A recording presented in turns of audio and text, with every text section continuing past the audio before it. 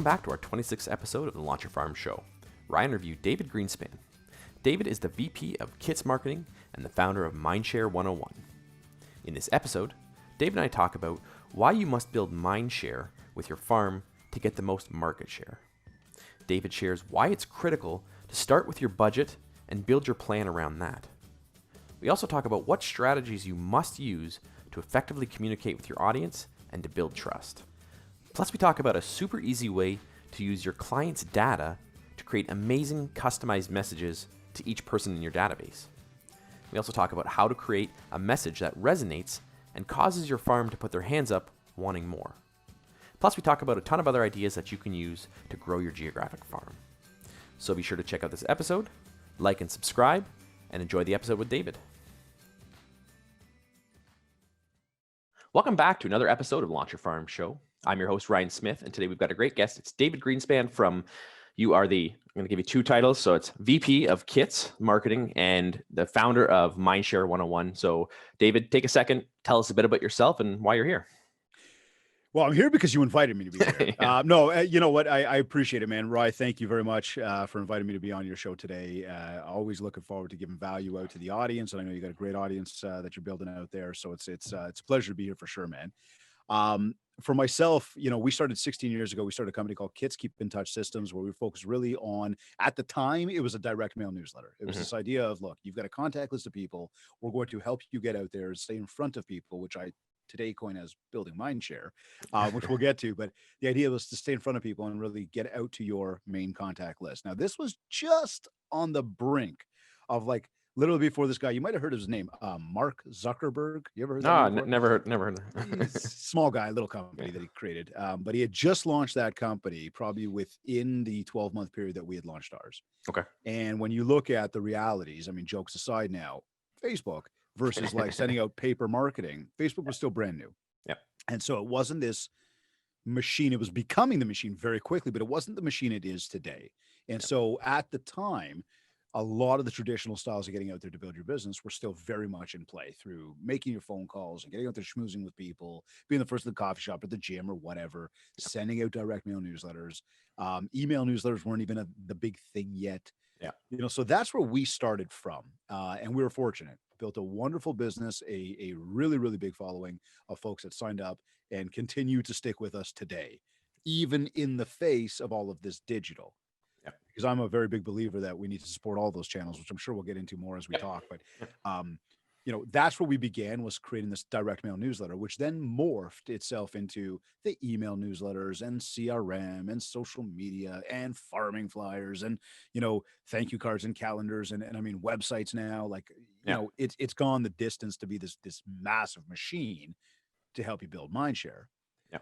Well, when you look at it from back then, what we were trying to do was sell people, right? Just, hey, want to buy something? And I mean, look, don't get me wrong. We had a lot of people buying, but we also, just like any other sales game, you got to knock on a lot of doors or take a lot of shots to get that goal, to get that opportunity.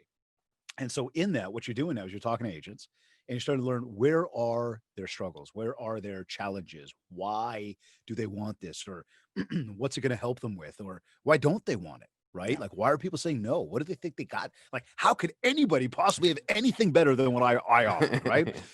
So you're doing all this learning and you're starting to go, what is it really about this industry that we need to do to crack into it? And as you're having, I'd say today, tens of thousands of conversations, never mind hundreds or thousands anymore. But as you're having all these conversations and you're learning, you're finding commonalities. And as you find commonalities with people around where they're winning, where they're losing, why they want, why they don't want, instead of doing a sales pitch, now you're trying to educate. Yeah. Right. So tell me more. Well, what are you looking to solve? And I think you and I talked about this on the Mindshare podcast a couple of weeks ago when, somebody calls me up and they want to farm. And I mean, gratefully, we have a wonderful team at the office that handles all this stuff now. But when they call up and they want to farm, even my team knows. The first question is where do you want to farm? It's well, why do you want to farm? Yeah. What are you going to do to support that farm? Yeah. Right. What does your budget look like? And these are questions that somebody selling a product doesn't typically ask. Somebody selling a product goes, great. Well, how many do you want? Exactly. Right. Or they go into why theirs is best and just use mine because it's better. And it's no, exactly. Get to know those other guys and all this stuff. Yeah. And again, we quickly found, and I mean, myself, where I had started this thing really ground level, right? Grassroots was the more you learn, the more you educate, the more you can help people figure out what they really want or need. And Yeah. we know that when we're trying to satisfy a need, and this is sales 101, right? When we're trying to satisfy a need, if we can satisfy that need, now we have the client, Yeah. right? Because that's what it comes down to. Like, I need something, and if you can help me get that, and you made it a lot easier for me to get it, now I'm in, right? Yeah, And exactly. typically speaking, well, figuring out how to satisfy the need and doing all the learning, this sort of broke into this thing called Mindshare, and not just developing this sort of like, you know, way of saying, hey, brand yourself and get out there and market yourself, which is what Build Mindshare is all about, right? Yeah. Is to get out there and do it across a number of different channels. It started to turn into presentations and keynotes, and people wanted you to come out and educate their people, and then they'd be like, hey, can you come out and educate and not sell anything? You're like, yeah, totally. Then you realize you're spending all this time going out to educate, you're Yeah. not allowed to pitch. Yeah. Everybody else is benefiting. You've had a great time, it's a lot of fun, but my time needs to be worth something as well. Yeah. And that's where Mindshare 101 was born. And it wasn't this thing of trying to monetize. It was this thing of like building a ecosystem around this education and this value Yeah. and this training for the industry, because you realize it. And here's the other thing too, is that, and I said this directly to the real estate college, so I have no harm in saying this right now. I don't care who's listening to this one. Yeah. And a lot of the agents will go like, man, he's so right about that. They teach you the legalities. They teach you the paperwork. They teach you how to stay safe, which is definitely needed. They teach you what to do when you are at the table. Yeah. But you and I, we are teaching on things that are getting you to the table. Exactly. Well, it's one thing to know what to do when you're at the table, but if you can't get to the table, you're going to have a serious problem, right? What do you do with all this information? So this is exactly the Mindshare idea, is getting out there and educating. And it's, again, what you're doing with Launch Your Farm, right? Through all the training and stuff. It's let's educate people. Exactly. Let's share knowledge. Let's turn this into a conduit of information that people can look at and say, I can learn. And you know what? I trust in them, in him or him. I trust. I'm going to ask more questions. And all of a sudden, you get the opportunity to now be their trusted advisor. Yeah. You then get the opportunity to help them fulfill a need. And now you've locked in a relationship. And where does business come from? It comes from relationships. Exactly. So again, Mindshare being a sort of education platform, Mindshare 101, now you can get training, you can get speaking, which then took us into coaching, because it's one thing to get up in front of an audience for 60 minutes, but it's not enough time to really make the impact you want to make, which means let's get into some ongoing training as groups. Yeah. Well, wonderful. Now everybody's taking notes and they're doing, but you can't hold a group of people accountable the same way you can hold an individual accountable. You can't help Unless you're a cult. If you're a cult, then okay, I mean, like if you sort of keep everybody chained in somewhere, and like you don't let them go anywhere. But it's that stemmed to the one-to-one coaching, which then allows the people that are in the group to go, okay, I get it. Can you really walk me through this? And now we're getting into those individuals, those different personalities, and we're really pulling out the depths of like, where are your strengths, where are your weaknesses? What are you looking to accomplish? Why are you looking to accomplish that? Right. And what are we going to do to get you there?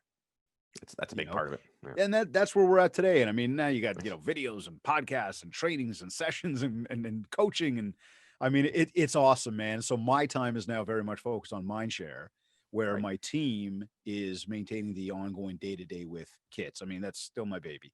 I'm still in there on a regular basis, coordinating all the time and whatnot. But, we're out here now trying to educate, right? Trying to make this industry a better place, trying to make people understand more where their business comes from and how to get more of it. Yeah, that's right? key. So That's it, man. For you, kits then is designed specifically for real estate agents.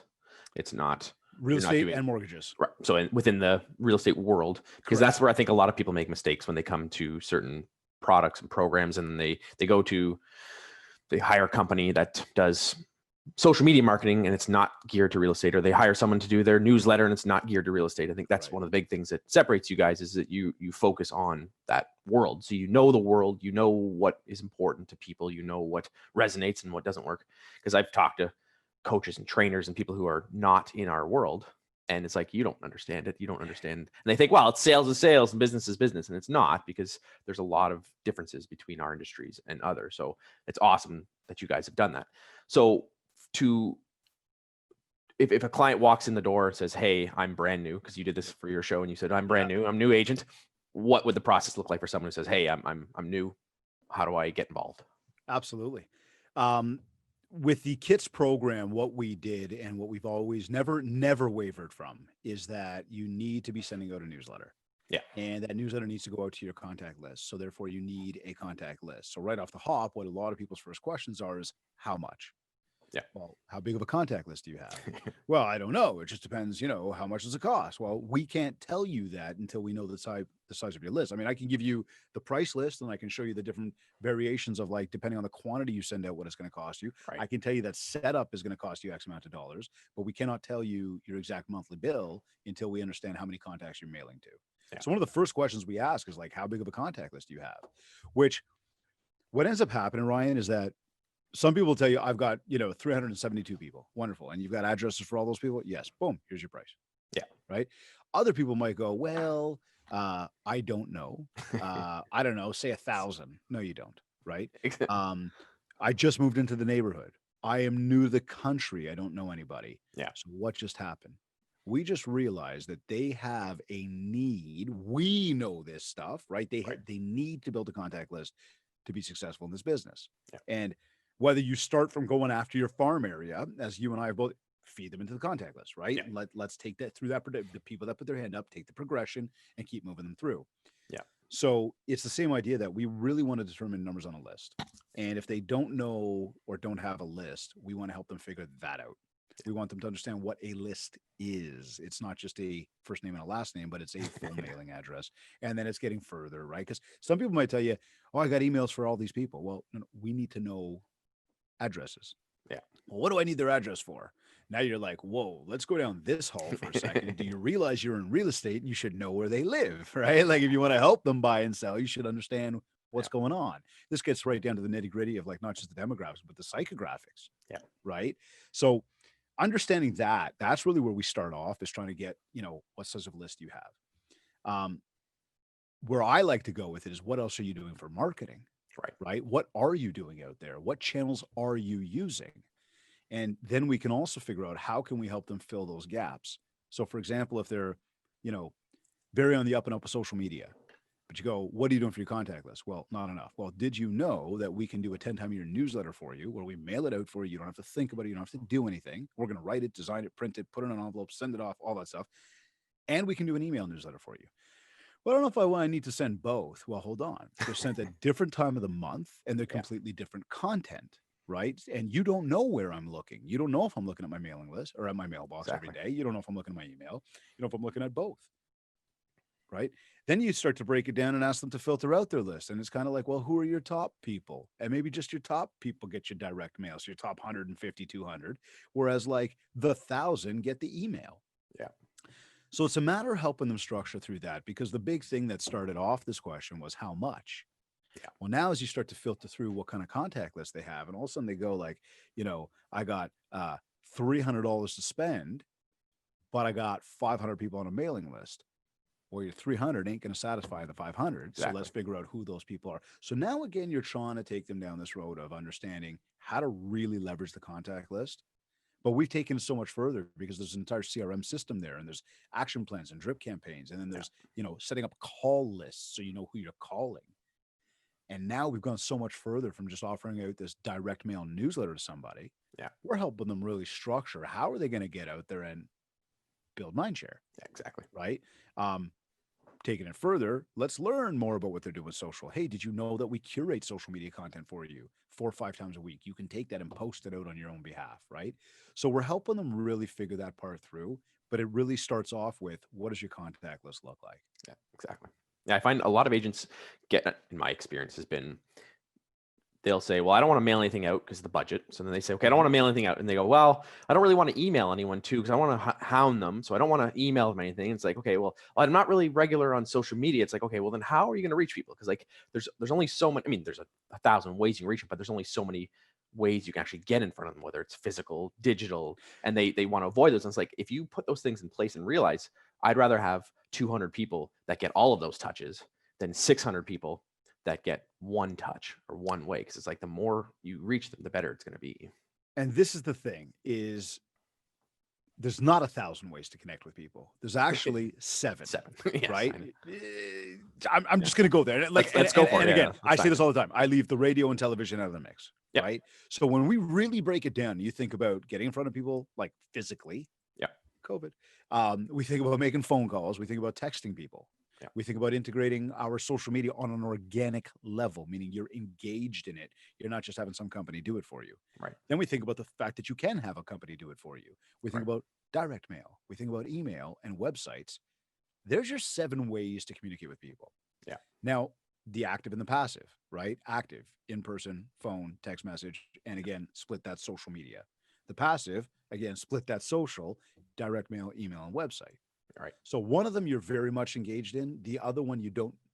It's part of you, it's your brand, it's your Right. message, but you're not physically delivering it right now. Yeah. Right? You could be doing this podcast and an email newsletter is going out for you. Yeah, exactly. Now, how do you know where I'm looking? You don't. You don't. Yeah. How do you know where I'm not looking? You don't. Yeah. So this whole thing of bombarding people, and I want to talk to both those things, one about the email and two about the direct mail, because one, on the front of email, when we think about bombarding people, look, I'm subscribed to certain people that I literally, and I could pull it up right now, but I'm not going to drop names, where I'm getting 3 emails a day from this company. 3 a day. And you might go, Dave, why haven't you unsubscribed yet? Because in fact, I purposely subscribe to these places. I didn't want to get inundated, but there are some good nuggets in this stuff. So I still use it to learn. It's just way too much. Much the same if you go to the other end of the spectrum, you go, well, let's send it out once a month. You send it out once a month. These people are going to drown you. You're not even going to be recognized because of how much is coming through. It used to be, and we used to say in this world that we see over 3,500 advertising messages a day. I'm going to say that number is well over like 5,000. And I don't even know the exact number right now. I'm going to say it's skyrocketed. Yeah. When you think about the amount of ads you see on social, the amount of ads that pop up when you're online, and we're all going online into social media and everything else instinctively now. It's not even a thought anymore. It's just part of what we do. Yeah. These ads pop up. Go search a YouTube video, 13 seconds, 15 seconds, skip ad, right? You know you're exposed. That's just in that channel. Yeah. What about when you turn on the radio, turn on the television, open up your mailbox, open up your inbox? Yeah. It's everywhere, right? So for the amount of messaging we're seeing every single day, to send out an email, first of all, to not send out an email makes zero sense. Like you've got to take advantage of that channel, right? You have to take advantage of it.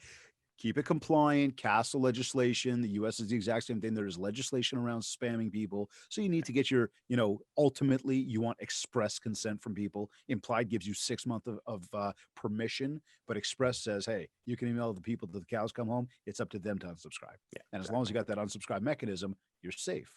So what's the harm? So what? Somebody unsubscribes. Okay, keep moving. Go find that new person today. Add them onto your list.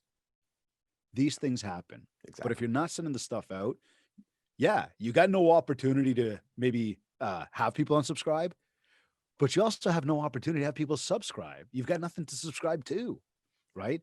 And again, you don't know who's reading email, who's reading mail, who's doing what. So be there. Same thing with social media. If you're not that social media guru, hey, these days, social media, you got to be there, period. Yeah, it's just part of marketing, right? It's not like a bright, shiny object anymore. It is literally a bona fide channel. It's literally part of people's lives. Like it's ingrained in their lives. It used to be, like you said, it was a novelty. People would check it. And like now my mom is, I won't say her age, but she's significantly older than me. Yeah. And it's like she checks her phone and she's using it. So it's like everyone's using it. So both of my parents do. Yeah, they're there. Like so I corrected my dad the other day. He called something a group page. I'm like, dude, you cannot call it a group page. He's like, it is the same thing. I'm like, no. Maybe in some respects, somewhere in the world on something else it is, but this in social media, like a group and a page are completely different. Yeah. And if you're not there, that's another thing. If you're not on there, then it's like, then the people going, why aren't they there? Like, how big are they? What are they doing if they're not on? They can't. Right. So now we look at the social landscape and we go back to this thing around direct mail of having this thought that it's expensive. Okay. Yeah. And I really want to hit home on this one and go and look at it like this. And I'll ask you this question. From what you know, and I'm talking just like two dudes talking about industry stuff that understand marketing, right? How much does somebody typically spend on social media if they want to have, like, if they want to spend money to advertise and promote? Yeah. Do you have an idea of what that monthly cost looks like? I'd say $500 to $1,000 a month. Is that ad spend or is that management? Depends on what their approach would be. Okay. So I would say a few $100 for management and then 5 to 1,000. Okay. I've never heard a few $100 for management. So, and I'm not knocking what you said. For me, when I hear management, it's somewhere between 1,000 to 2,000. Are you talking social media or online marketing? Social media management. Oh, okay. So Then more. Manage my social. I'm thinking of like online ads, like running Facebook ads, like someone's running your Facebook ads for you. That's what I'm talking about as well, though. They're going to run my Facebook ads. They're going to put up my just listeds. They're going to put up some content. Then it'd be more. Yeah, it'd be more than that. Yeah. Okay. $1,000, $2,000 is kind of the range, right? Yep. And give or take the package you take, but just let's average it out. Yep. Those guys will also tell you that you got to have like a $500 ad spend. Yeah. Which is on top of that social. Okay. So social media itself, call it what it is. It's free. Yeah. Everything about it's free. You can click a button for free. You can post on your own behalf for free, right? It's free.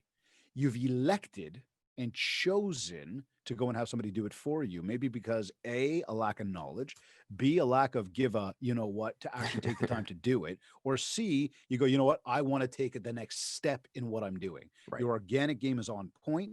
Now you spend, and that's the only time I'm going to tell you to spend on social is when your organic game is on point. And having an organic game on point means you are constantly in there. So not that you're posting every day, but when you're on there with purpose. You're going in, you're engaging with other people, you're creating that connection. That's organic game on point. Now you've built an audience, an organic audience. Now you have something to advertise to. Well, when you go to advertise on social media, again, $1,000 to $2,500. Yeah. All right. So that's your cost factor with social. Let's go the other direction. And who are we talking to when we do that? Realistically, I'm picking a farm area, right? Which you and I both know, we don't know all those people yet. Yeah. The goal is to get those people. Yeah, exactly. Which means that we need to budget additional funds to be able to cultivate and convert those leads that we got through this advertising campaign, which the marketing needs to be able to convert. Oh, wait, where are we catching the leads? So in every step of the process, there's going to be another support system with another dollar value attached to it. So that social media game to advertise on that, again, it's not that it doesn't work. You need to budget for it, and you need to recognize it is not a $200 spend. Yeah. Okay. So now let's go over to our direct mail. Direct mail, is going to be geared towards your contact list. People that know you, like you, and trust you. Where does 70 to 90% of your business come from? People that know you, like you, and trust you. So where should you spend 79% of your marketing budget? People that know you, like you, and trust you. Because if you spend the right amount of time and effort in that group, you will pull out more business. You will have a higher ROI. Why? Because you didn't spend a ton of money on strangers. You went directly after this group that you know delivers you the majority of your business. Yeah. Okay. So now we say, well, how many people do you have on that group? Right? And I'll say, typically speaking, a good size, an average size that like makes great money is somewhere between 200 to 700 people. Yeah. I was going to say 250 to 500 would be my. There you go. Right. So if you go 200 to 700, you meet one person a day. It's 365 new people a year. You can grow that list exponentially. It's not that everybody has to go in your direct mail, but now you've got we talk about our niche market. You've got a focused market of people to build Mindshare with. And as long as you do that, they will continue to build your business. Yeah. Right. So where direct mail comes into that is it's the only channel you can use that actually connects with my house. Yeah. Your social media didn't, that you just spent $2,000 on. Yeah. Your phone calls and text messages, which I still advocate you have to do. They still didn't connect with the house. They connected with me, but make sure you do those things. Your email I got through here. Your website I got through here. Your social media I got through here. What have you done to connect with my house? Right. You see, I believe that when it comes to real estate, you need to take advantage of physical paper marketing to send to somebody's home. Yeah, but the cost. All right, perfect. Let's go there. So now, yes, you're going to have a hard cost. You're going to have to pay for a postage stamp. You're going to have to pay for the newsletter in the envelope. Absolutely. I can tell you through our system, it ranges. If you've got, 500, 600, 700 people, you're going to be lower. If you've got, 30 people, you're going to be a little higher. But let's take an average, say $1.50 a piece. Yeah. Okay. $1.50 a piece, including a postage stamp, an envelope, and a newsletter that you had nothing to do with, but completely branded to you. You send that out to your top 100 people. You add on a little bit of tax. What are you? Just shy of $200 a month. Yeah. Send it to your top 200 people. What are you? just shy of 300 or just over 300. Like, you know what I'm saying here? Yep. Is it, or pardon me, a little bit higher than that, but the ROI from it is a lot higher because the audience that you're going after. Now, the overall cost, I mean, if you're spending $500 a month in your direct mail, you've got a list that's somewhere around 250 people. You're right there in the sweet spot. Exactly. You're talking to the right audience. Yeah. Exactly. And now, again, the ROI is massive, and it's still only a fraction of the cost of that social media ad spend. So there's a serious misconception that direct mail is expensive. In fact, it's not. It's very affordable, because when you look and say, if I said to you this, and I'll spin it a different way, right? It's going to cost you about $15 a year to stay in touch with one of your most important people on your contact list. Would you spend it? Of course. Yeah. You know what I'm saying? Yep. So again, and then you could still go out to social media for free and talk to those people. You can still do all this other stuff at no cost. So again, direct mail has a massive, massive ROI. And in fact, when you combine your direct mail with your other channels and you introduce it, it creates a 70% higher brand recall. Yeah. Again, scrolling social, scrolling email, I see you. I can look you up. I see you. When I go to the mailbox and I touch that piece of paper and I walk it over to the blue bin, okay? It took me longer to walk it to the blue bin than it did to delete your email or scroll past you on social media. And I full-heartedly believe that the perceived value in hard copy outweighs it, the digital, by far. And I use the example of a book all the time. And I talk about how if you see, I love books. I've downloaded a ton of ebooks and PDFs.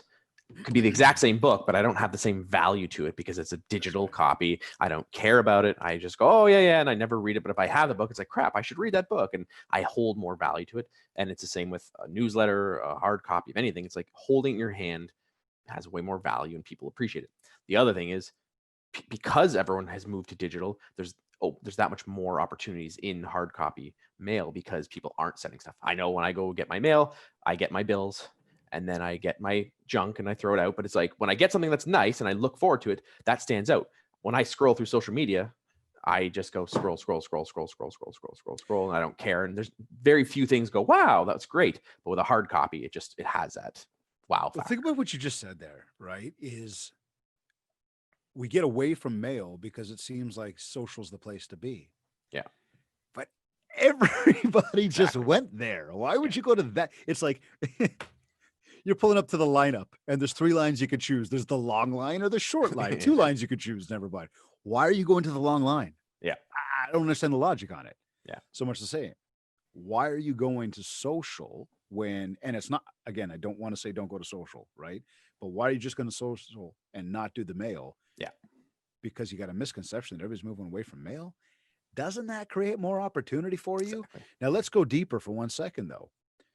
The neuroscience of it all says that the mail is the only one, the direct mail is the only one that actually connects with the reptilian brain. Yeah. The what? The deepest part of our brain, the part of our brain that's also considered the instinctive brain. So there's the emotional part, there's the physical part, that controls all your musculars and stuff. Those things they're all, they all get triggered when you see this type of stuff. But when you trigger both of those parts of the brain, and it's like drilling a hole, you get down deeper. Now you're getting into the part that actually makes the decisions. Yeah. It's past the bright, shiny object, the fancy schmancy, the slogans and all the stuff. It goes, whoa, wait a second. Why? Because we also integrated the physical part of it. Yeah. That's a big part that a lot of agents miss because of, like I said, because of budget, but then also misconceptions that it doesn't work. And the opportunities are not boundless, but there's a way more opportunities now than there were, because when we didn't have internet and social media, everyone had to use direct mail. So everyone used direct mail, and now we don't have that, and people look forward to it. And people legitimately like getting something. That's why people love Amazon. They love getting the package. They love opening it, and they love grabbing a copy of it. I mean, I could go down to the store and pick up, but people would prefer that sometimes too, because they want to hold it. If I just saw it online, it's not the same thing. So yeah, I think the mail is a big part of it. And the direct mail is a piece that agents have skipped over because I think they were misinformed, and they were told by many agents who either haven't done it themselves or have tried it and failed. And then they get this, oh, don't do it. It doesn't work. It's a waste of time. It's not worth the money. And then they go, oh, I shouldn't do direct mail. It's like, no, there's a ton of opportunity, which is great for you and great for the agents who realize it. And when they do it regularly, it works. And there's And we've, I mean, look, um, with kits, when we got into it, this was something that we had been doing for a joint campaign between HP and Microsoft way back when. And Mhm. these are two little companies that have a couple marketing dollars behind them. So us as a small business, we were incredibly fortunate. We had a lot of marketing budget to play with to understand this technology, learn it, and really Yeah. implement it. And when I say the technology, it's something called VDP, Variable Data Publishing. What that does is it's exactly that. You've got all sorts of data, say your contact list of 250 people. Yeah. We are going to take the variable pieces of that, the changing parts of that, and we're going to publish that information on a letter. So now when you think about it, if you got 250 people on a contact list, and this is something that no other direct mail company does, we will literally publish 250 direct mail newsletters to 250 different contacts on your Mm. mailing list. And people would go, well, obviously, you're not going to send them the same letter, like everybody gets the exact same piece of paper. Yeah. But in essence, this is what other companies are doing. They're creating one piece of paper, Yeah. and they're copying it Right. 250 times. Yeah. What we're doing is we're creating a unique piece of paper for each person. Let me Yeah. go further. You know a first name and a last name. You know a mailing address. Yeah. Now we want to know things like what language does the person speak? Mm. And a lot of times what happens is an agent goes, well, I only speak English. That's all I care about. Yeah. That's what you care about. Right. But there's people that speak a second language. Why not put a portion of the letter in a second language? Well, why the hell would I do that? I speak English. Because when you do that, they're going to pay attention a little bit longer. Yeah. Much the same. We're going to ask holidays. We ask relationship type, right? If I treated you like a past client and I said, Ryan, I love the fact that you've been a coaching client of David Greenspan coaching in the past. We're really looking forward to, having you back and, tell people about what we do. You'd be like, I never coached with you, man. Right. Yeah. Whereas if you did coach with me and I'm like, listen, I'd love to earn your business one day. I'd love you to come and work with me. You'd be like, dude, I was a client or I am a client. Why? Right. So by understanding relationship, we can have the proper CTA, call to action within the letter. And now we know if we're talking to an influencer, we know if we're talking to a past client, a potential client, a friend, a family member, a shop owner, we know who we're talking to. Yeah. Right. You could be talking to your mortgage broker. And you might just tell them, hey, I got your people covered. Keep sending people my way, right? So who are we talking to? Relationship tells us that. House type, ownership type. Yeah. If somebody's living in a condo apartment, should we be telling them, and they're renting, should we be telling them how to renovate? Yeah, exactly. No, they're renting. Should we be telling them about backyards? No, they live in a condo apartment, right? So understand, how to clean your eave troughs in the fall or something, right? Like understand who you're talking to. Yeah. So now through the different data, the variables, and we give you these drop-down menus, like a multiple choice questionnaire with no wrong answer, right? But as you pick and choose the right variable for each person, you've now put together this individual's newsletter. Yeah. And so every month, the content is going to be completely geared towards that person based on what we know about that person. That's great. Right? Now you take all that content and you go, well, we put it in an envelope. Yeah. Now, putting it in an envelope to get it to somebody at their mailbox, it's not the same feel as a postcard or a flyer. Yeah. Right? And we do flyers as well, but this is why this goes to the next level, right? It's not the same feel. It's like, hey, somebody just sent this to me. And just like you said about the way you go through your mailbox, we all do it.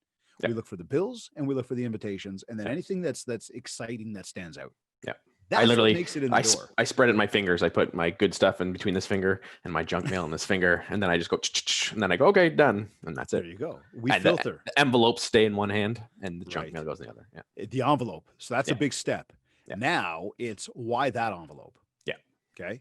Because you see your name. It's not dear homeowner. Yeah, exactly. It's not nothing. It's actually addressed to you. Yeah. You see me, the person who sent it. So you're like, oh, I know him. Yeah.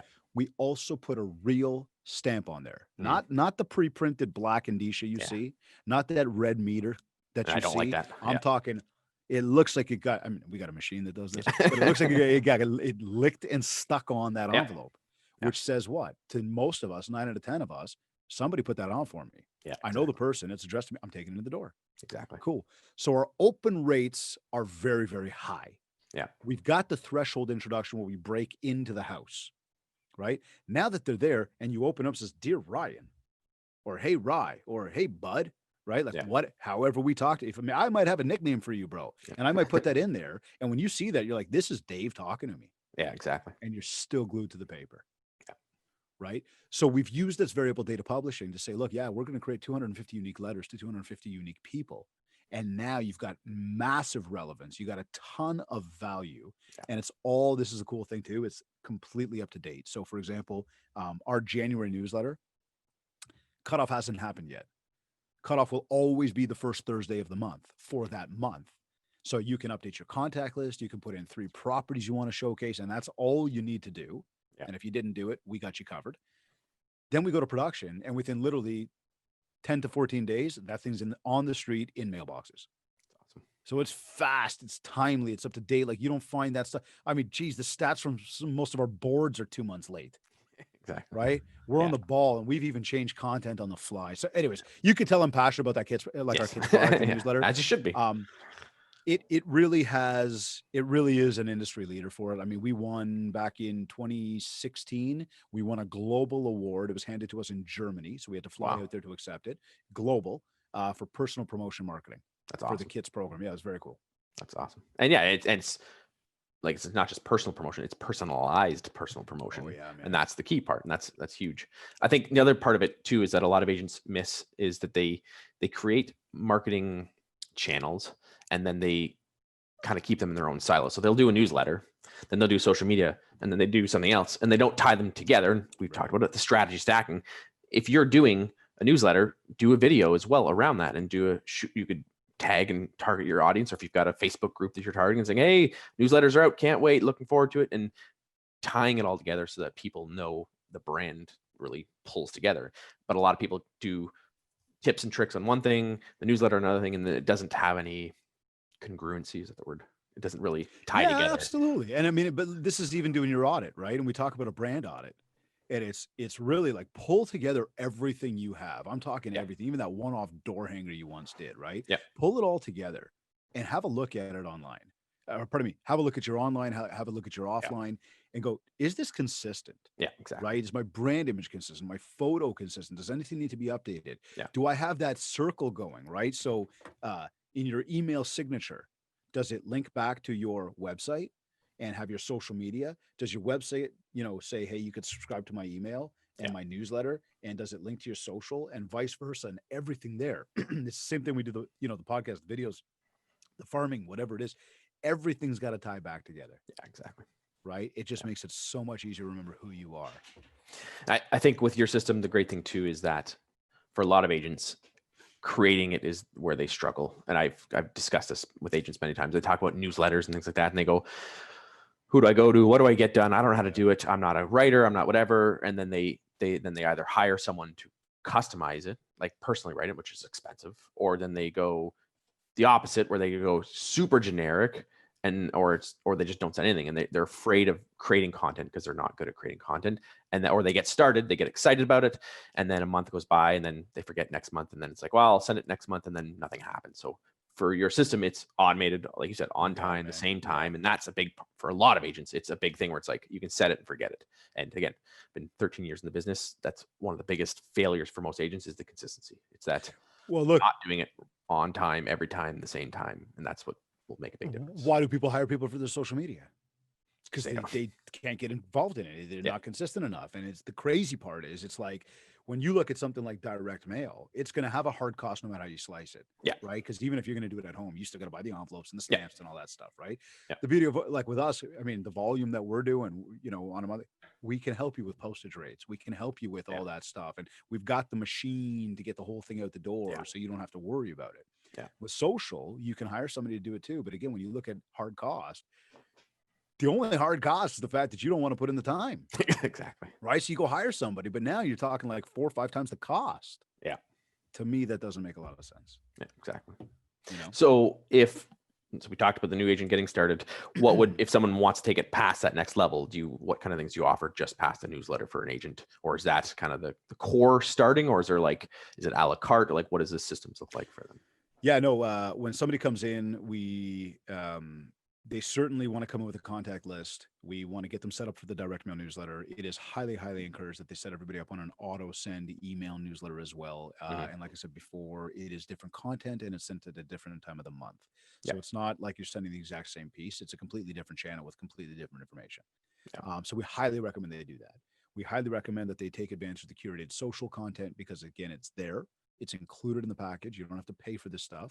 Yeah. It's all just part of the value add. And now you've got Yes. additional content to be able to post out to social. What's Yeah. one of the biggest reasons we don't post? I don't know what to say. Yeah. We got you. Right. And it doesn't take away from the fact that you need to do some of your own stuff, let Yes. people into who you are, but we'll give you some smart content that we've already curated. Program, you do get the CRM. It's built for realtors. This is literally after thousands of conversations with real estate agents. We've built this specifically for the real estate world. So again, we really encourage taking advantage of that because the bigger part to all of this is where are you keeping the contact record? Yeah. Where are you tracking the history?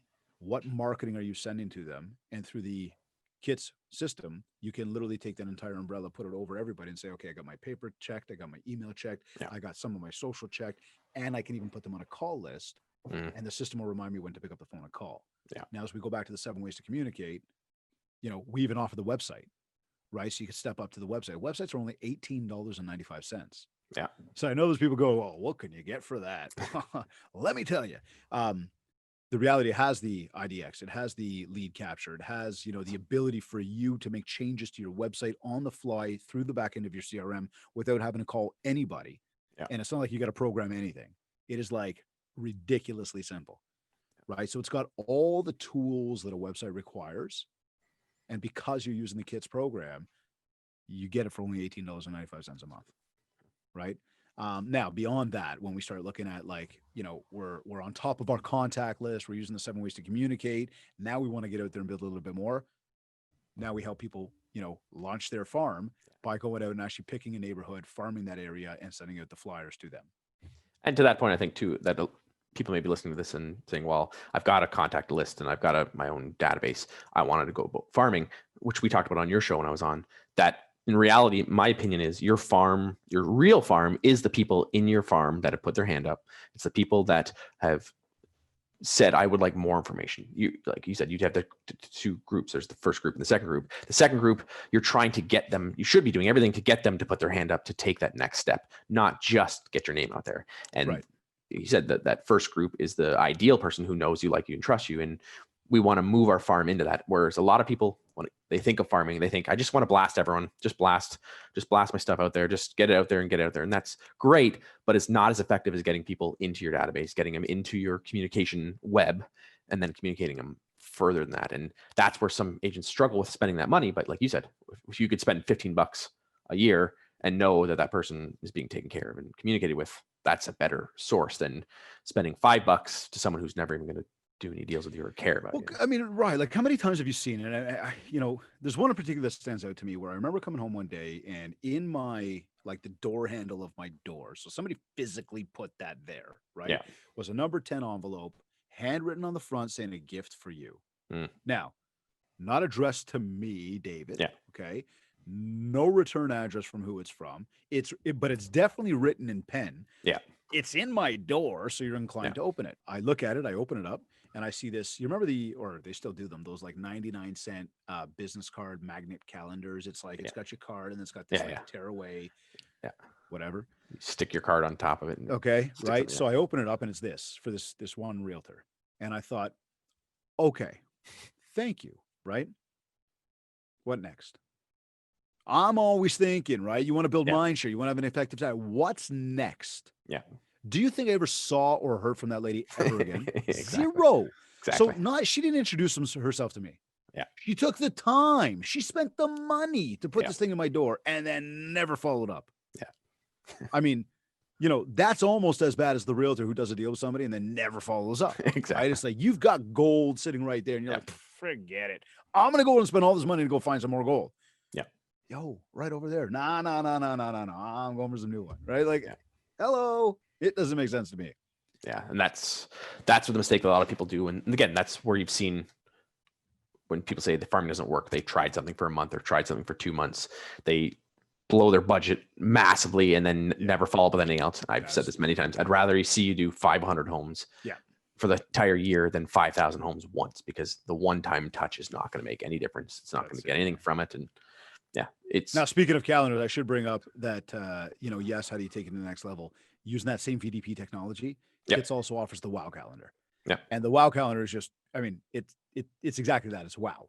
We're taking the person's name, first name, last name, salutation, so again, if it's Rye versus Ryan, what up, Dave, Mr. Greenspan, yo buddy, dogs names, kids names, and we work it into the calendar so that now when they flip the pages and they look at that image in the calendar, their name is going to be engraved into the picture. That's cool. Right. So written in the snow, carved into an apple, in the clouds, in the beach. We go, I mean, every year we come up with some wicked, crazy, cool, different designs for it. But talk about wow. So now you've taken maybe your $15 a year to like 20. Yeah. So for $20, we're going to be able to stay in somebody's home for 365 days. And you might be going, yeah, but who uses calendars? This is not about using the calendar. Yeah. Their name is in the picture. Yeah. Your name is at the bottom of every single page. They can't even cut you off because they cut their name off. They're keeping it because it's their name. You are building Mindshare. But it's not just the calendar that sticks around 365 days a year now, and probably longer because they love it. But now you're also sending a newsletter every month. You're sending an email. You're making the phone calls. I mean, hell, if you can't crack the deal at that point, they don't like you. Exactly. You know what I mean? You weren't going to get it regardless. Yeah, you weren't getting the deal anyways, right? But I mean, talk about building Mindshare, talking about using the additional channels, talk about taking a farm area. Somebody puts their hand up. Let's move them into my first class program. Yeah, exactly. Let them know they matter. That's awesome. So if you were to give advice to agents as a final piece of advice for getting started and using something, either your system or something like yours, what would you suggest?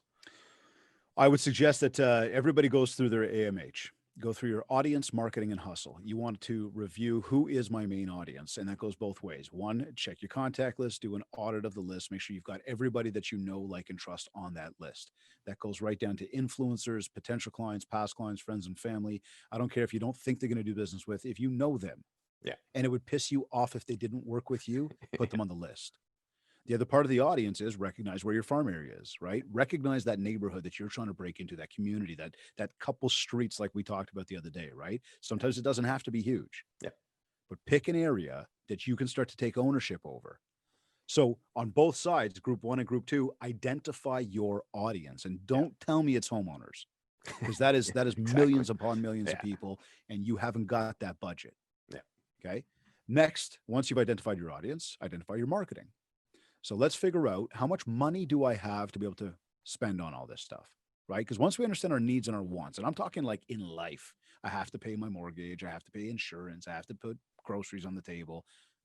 Once you determine all that, then figure out, I've got the whole equation for you. I know I'm going through it quickly here, but once you figured all that out, now we know how much money we can put towards marketing. Yeah. Well, okay, now let's break it down. What am I currently doing for the people I know? What am I currently doing for the people I don't know? Am I on, over, or under budget? And if I'm under, what additional funds have I got left over? And let me look at my marketing strategy now that I know my budget and go, am I using all 7 ways to communicate? Yeah. Am I supporting each channel with something else? Because it's not enough to just use one and say it once. Exactly. I want to hit you from all angles and make sure you're seeing it, because I don't know where you're looking. Yeah. And then finally, it's the hustle. Nothing is easy, okay? Anything that is worth having is not easy. So in order to actually make any of this come to life, you've got to put in the effort. Exactly. So now you need to analyze, okay, I know who I'm talking to. I know how much money I can spend doing it. I know what I'm doing to help myself, but how am I supporting what I'm doing? Me being here with you today, which thank you again for the invitation. This is part of support to my overall building Mindshare. Yeah. The video that went out today, the email newsletter that's going out later on today, all the phone calls that are going to be made, the meetings that are going to be had, they're all support. Yeah. So how am I going to support my efforts? And if we go back to the farming thing, which we talked about the other day, if you're going to send a flyer, if you're going to build some time in the community, and I know 96% of realtors hate doing this, but I highly always suggest it. And let's put a little asterisk because of COVID here, but get out there and door knock. Get out there and go meet the shop owners. Go and, I mean, shake hands and kiss babies. Yeah, exactly. You know what I mean? It's important that you get out there, because if not, you are just an ad. You are just another logo. You are just another marketing piece. Yeah, exactly. And most people don't do it. So Yeah. don't be most people. Exactly. And I think perfect way to wrap that up too would be that because everyone else can't do that because of COVID right now, everyone's going to be looking how they can spend their money, and they're probably going to be spending it on digital, and they're going to be going, how do I reach people? There's even that many more opportunities to get out and meet people, whether it's digitally and meet them, or whether it's sending them hard copy stuff and really ramping it up and not just dumping it all into social media. So awesome. Absolutely. I appreciate that. What's one book that you would recommend that either has impacted your life or you think would impact our viewers' lives? Oh man, you know what? I'm firing through so many books on a regular basis. You just threw me for left field here. It's interesting. I've got a lot of different books. Like I am in the midst of right now. I am reading The Miracle Morning, which was highly recommended to me several times by people, and I never got around to reading that. I'm just looking back here. There's one that I did like by Aubrey Marcus called Own the Day, Own Your Life, which was a really cool one. Recently read Unstoppable by Dave Anderson, Gorilla Mindset, Atomic Habits, The Happiness Advance. I mean, I could go through and through, man. Yeah. There's so many good ones here. It's funny because I'm looking through. Now, I will tell you one that a lot of people either absolutely love or hate because of who he is, Grant Cardone. Yeah. You either love him or hate him. Yeah. For me, he lights a fire. Like I love his approach. He looks very brash with a lot of the stuff he does, but when you actually read/listen to his books, he's actually very humble. Yeah. He actually comes off with a lot of learning moments, and he really pushes you to excel. Now I'm going to give you one more, which you got to pick your number one, which was just fun. It's called The Gold Standard. Yes. Did you ever watch the show Entourage? Yeah. Okay, remember Ari Gold? Yeah. So he wrote a book called The Gold Standard, and it's by Ari Gold, which is actually Jeremy Piven. Awesome. Hilarious, man. You'll be laughing. Anyways, I've been told I look like Jeremy Piven. That's what Ron James, an agent here, always calls me Jeremy Piven. So Ron James, Ron. Yeah, I know Ron. Awesome. Well, that's good. So, okay. So, and if people want to check out what you're up to and connect with you, what's the best way for them to reach out? Absolutely. Please check out mindshare101.com is my website. While you're there, there's a free download called the Ultimate Marketing Bundle for Realtors. Totally free. It's like 31 pages. There's a 90-day content calendar for social media in there. It's all free. Just like go and download that. It's right there on the homepage. I'd ask everybody, subscribe to the Mindshare podcast. You can link to that through my website. As well as find me on Instagram, David Greenspan 101, and on Facebook, David Greenspan, your real estate industry coach. Awesome. So check out the podcast, and don't just check out my episode. Check out other people's episodes as well, since I was on there. So yeah, awesome. Absolutely, man. And it was a great episode for sure. Awesome. Well, I appreciate it. It's been a great ton of different perspective, because for a lot of agents, again, are afraid of that direct mail. I think it's a great way to really look at it. And I think if agents take the time to really dig into why direct mail works, I think this is a good precursor to that, to help them really realize the value of it, because it is worth it. And I can personally speak from my own experience with my own business. Direct mail works. You just got to do it, though. And it's the commitment. So thank you for being on here. That was great content, and I really appreciate you. Thank you for having me. Thanks. Pleasure, man. Thanks for checking out today's episode. If you'd like more videos like this, be sure to like and subscribe to our YouTube channel. Check out our Facebook page and our other social media channels. Looking forward to bringing you more great content like this, and happy farming.